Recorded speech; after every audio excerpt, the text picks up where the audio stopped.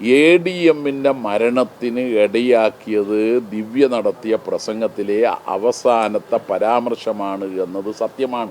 അതുകൊണ്ടാണ് ഞങ്ങൾ പറഞ്ഞത് അത് തെറ്റാണ്. പറഞ്ഞാൽ ദിവ്യയുടെ പേരിൽ എപ്പോഴാണോ ആക്ഷേപം ഉയർന്നു വന്നത് അന്ന് തന്നെയാണല്ലോ ജില്ലാ പഞ്ചായത്ത് പ്രസിഡന്റ് സ്ഥാനത്ത് നിന്ന് ഒഴിവാക്കുന്നത്.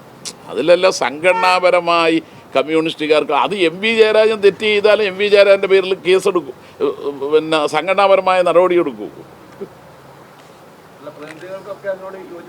ഞങ്ങൾ അന്ന് തന്നെ ചെയ്തല്ലോ, അതിലൊന്നും വേറെ തർക്കത്തിൻ്റെ പ്രശ്നം.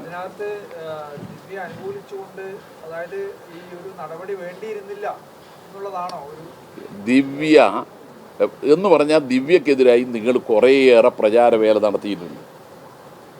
പക്ഷേ ADMന്റെ മരണത്തിന് ഇടയാക്കിയത് ദിവ്യ നടത്തിയ പ്രസംഗത്തിലെ അവസാനത്തെ പരാമർശമാണ് എന്നത് സത്യമാണ്. അതുകൊണ്ടാണ് ഞങ്ങൾ പറഞ്ഞത് അത് തെറ്റാണ്.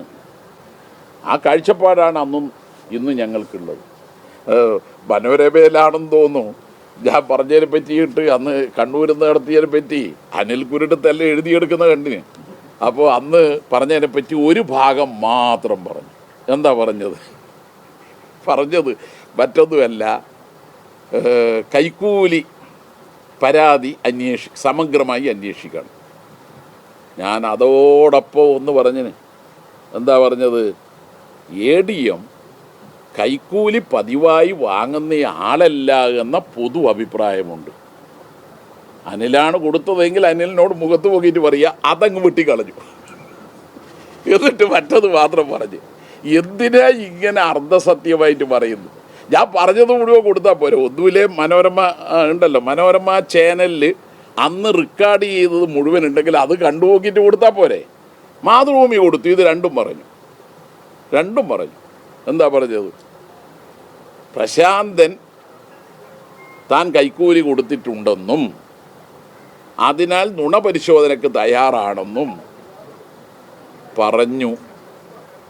അപ്പോൾ ഞാൻ പറഞ്ഞു, അങ്ങനെ പറഞ്ഞ നിലക്ക് അതിനെക്കുറിച്ച് അന്വേഷിക്കണം, സത്യം ജനങ്ങൾക്കറിയാമല്ലോ.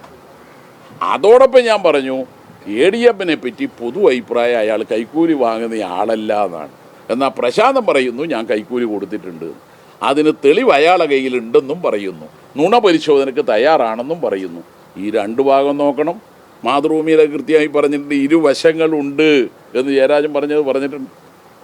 അപ്പം ഞാൻ ആദ്യം മുതലേ, ഇപ്പം മുതലല്ല, ആദ്യം മുതലേ ഇതേ നിലപാടാണ് മാധ്യമങ്ങൾ ചോദിച്ചപ്പോൾ. അന്ന് വാർത്താ സമ്മേളനം നടത്തിയത് ഇത് പറയാനായിരുന്നില്ല, എല്ലാവർക്കും അറിയാലോ. ഓക്കെ അല്ലേ? അപ്പോൾ സോറി, കാരണം അനിലാണല്ലോ കുരുടത്ത്. ഇല്ല, ഓക്കെ. അപ്പോൾ അനിൽ കുറിച്ചെടുക്കുന്നത് പോലെ എനിക്ക്, എന്നാൽ പിന്നെ എൻ്റെ സുഹൃത്തായതുകൊണ്ട് എനിക്കൊരു തോന്നൽ വന്നിട്ടുണ്ടാവും. ഇല്ല, ഓക്കെ, സോറി. അല്ല, നിങ്ങൾക്ക് ന്യൂസ് എഡിറ്ററോട് ഞാൻ പറഞ്ഞു അനിൽ വന്നിനെന്ന് തോന്നുന്നു, അദ്ദേഹം കുറിച്ചെടുക്കുന്നത് കണ്ടിന് എന്നല്ലേ ഞാൻ പറഞ്ഞു. തലേന്ന് പറഞ്ഞതേ ഈ പറഞ്ഞേ. കോർപ്പറേഷന് പറഞ്ഞപ്പോഴാണ് ഞാൻ പറഞ്ഞത് ഇത്. ഇതില്ല, നിങ്ങളുടെ പ്രതിനിധി ആരാ വന്ന്? സോറി. എന്നാൽ പിന്നെ ആ സമ്മേളനത്തെപ്പറ്റി പറഞ്ഞ ആ പത്രസമ്മേളനത്തിൽ അനിലുള്ളത് കൊണ്ട് തൊട്ടടുത്ത ദിവസം കോർപ്പറേഷനിലെ ഏജ് ചൂണ്ടിക്കാണിച്ച് അഴിമതി പറയുമ്പോൾ ഇദ്ദേഹം ഉണ്ടെന്നുള്ള തോന്നൽ വന്നു എനിക്ക്. അതാ സംഭവിച്ചത്. ഓക്കെ.